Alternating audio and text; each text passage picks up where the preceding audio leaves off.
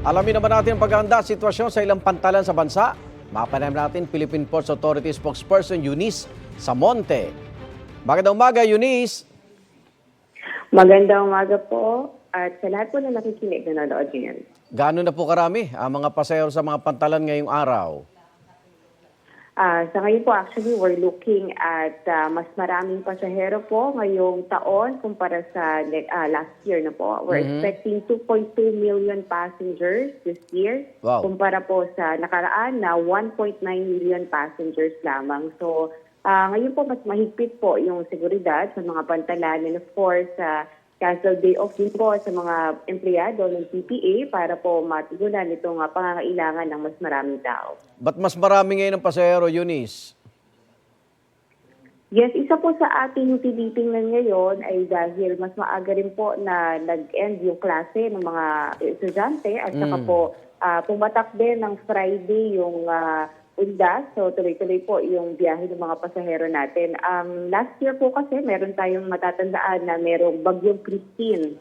So isa po yun sa factors kaya po mas marami yung ngayon kumpara last year. Fully book na ba mga biyahe ng mga barko?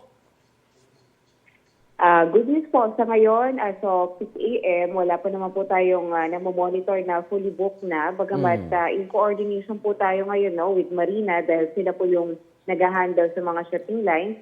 And right now, nagdagdag naman po ng mga vessels kumpara sa mga ordinary days na number of vessels. Like for example po, sa Batangas Port, kung dati-rati 40 to 45 vessels yung dumadaong dyan, ngayon nasa 50 to 55 vessels na po to cater the high volume of passengers. At kailan natin naasahan yung buhos ng mga pasahero dyan, mga Biyernes pa?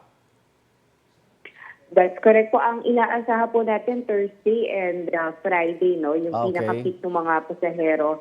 Dahil ngayon po, may mga pasok pa karamihan So pagdating po niyan, after work, dire-diretso na po sa pantalan. Okay, sabi mo naghigpit na seguridad. Ano inaasahan ng mga pasahero? Yung pagbabantay nyo dyan? Yes, so kapag po usually mga pasahero po ganitong kahigpit yung ating security. So lahat po dadaan dito sa X-ray, baggage scanner at saka po sa ating pong inspection, yung mga bag po na dala-dala nila.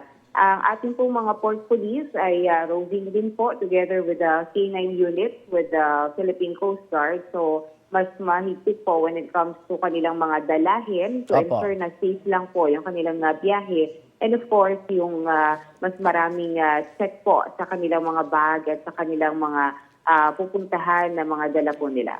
Maraming salamat, Philippine Ports Authority spokesperson Eunice Samonte. Ingat po. Maraming salamat po, Igan, at sa lahat po na nakikinig. Ingat po tayo. Igan, mauna ka sa mga balita, mag-subscribe na sa GMA Integrated News sa YouTube para sa iba't ibang ulat sa ating bansa.